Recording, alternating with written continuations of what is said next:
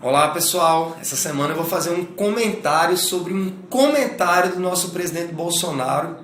Ele em visita oficial a Israel, o único estado judeu do mundo, os judeus que foram as vítimas do Holocausto, as maiores vítimas, né? Os judeus foram cerca de 6 milhões de mortos, mas ciganos foram cerca de 1 milhão, socialistas, gays, pessoas com limitações físicas.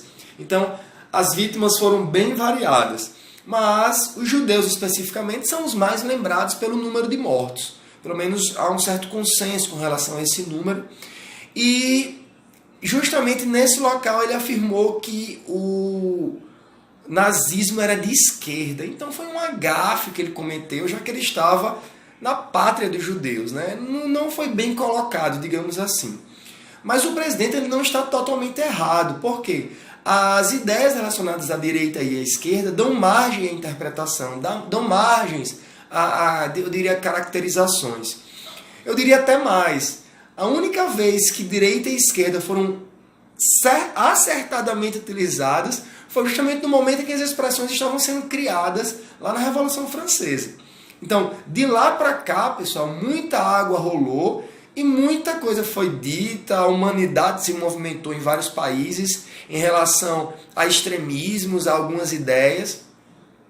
E apesar de não haver um consenso absoluto, há um certo consenso de que algumas ideias caracterizam a extrema-direita. Por isso que o Bolsonaro foi massacrado nas redes sociais, na mídia como um todo. Eu diria que a extrema-direita, que inclusive o Bolsonaro é caracterizado como de extrema-direita, ele tem duas características básicas. Seria o conservadorismo e o nacionalismo. Eu vou citar o exemplo nazista, já que foi a deixa que o presidente me deu, para que a gente possa entender o contexto da época e fazer comparações na dinâmica atual. Então vamos lá. Antes do partido nazista chegar ao poder, quem estava no poder, ou melhor, o modelo que se desenvolvia de poder na época era um modelo parlamentarista, era a República de Weimar. Inclusive com uma postura liberal.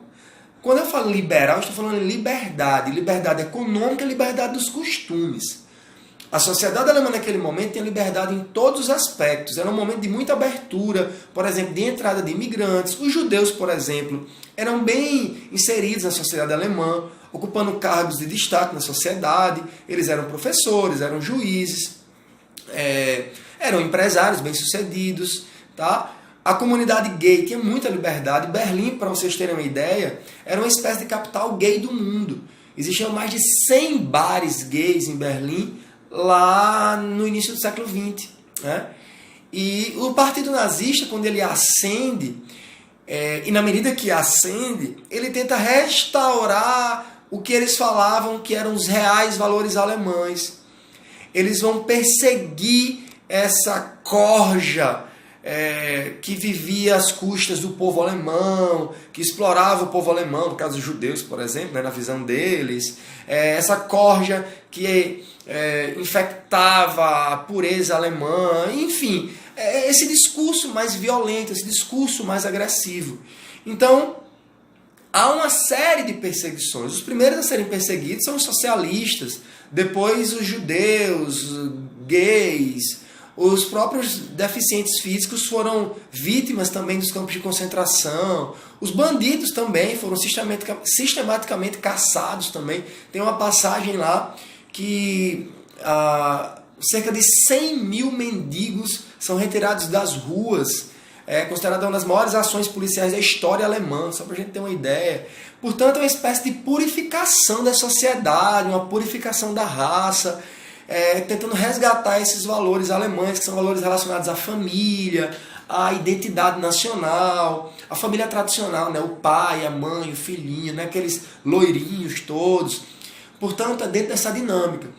E uma outra sacada é o nacionalismo. Né? O nacionalismo, numa perspectiva de identidade nacional e de proteção do povo alemão diante do resto do planeta. Lembrem-se que a Alemanha saiu da Primeira Guerra Mundial arrasada e humilhada diante do Tratado de Versalhes, que fez a Alemanha pagar indenizações, se desfazer das suas forças armadas praticamente. Portanto, esse discurso nacionalista foi um discurso de integração nacional. O Hitler fez o que o povo queria, né? Ele discursava para o povo e ele era um grande orador, então ele convenceu as massas do seu discurso. Eu chamo a atenção para o nome do partido, que inclusive foi um comentário do Bolsonaro. Partido Nacional Socialista. Nacional, nós podemos associar ao nacionalismo, que eu me referi agora há pouco. E quando ele fala nacional socialista, o socialista numa visão de arrebanhar trabalhadores, de alinhar os trabalhadores ao seu partido. Quando os nazistas chegam ao poder, eles adotam uma atuação muito forte do Estado.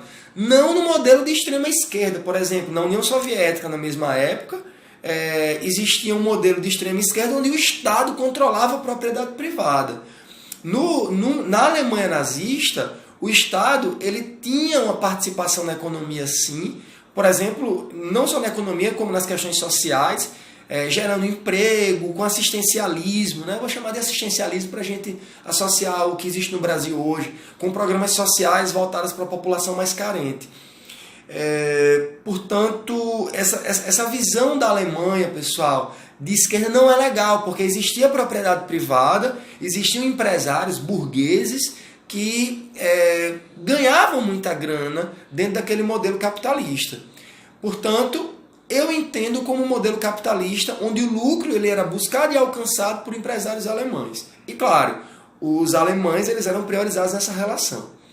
Portanto, pessoal, é essa a ideia em relação da extrema-direita, nacionalismo e conservadorismo, tá certo? Só para a gente poder encerrar, exemplos atuais. Na campanha presidencial do Donald Trump, ele tem um lema que é América primeiro, né? America first. E a América primeiro, depois os outros. O discurso é um lema nacionalista. É o primeiro povo americano, nada de mexicano. Eu vou erguer um muro para os mexicanos não entrarem, né? Aí já vem o quê? A xenofobia, o racismo, que são características que nós associamos também à extrema-direita. O Reino Unido, por exemplo, fez uma consulta popular em 2016, que foi o Brexit, pela saída do Reino Unido da União Europeia. Primeiro a gente não quer saber da União Europeia. Né? A gente até quer comercializar, mas não fazer parte desse modelo de bloco. A própria Alemanha, pela primeira vez na história, desde a Segunda Guerra Mundial, tem um percentual superior a 10% no parlamento, formado pela extrema-direita. Portanto, pessoal, as ideias são essas, tá certo? E aí você pode interpretar e associar o que o Brasil vive hoje. Tudo bem? Aí a interpretação é livre, fica para cada um. Então, valeu!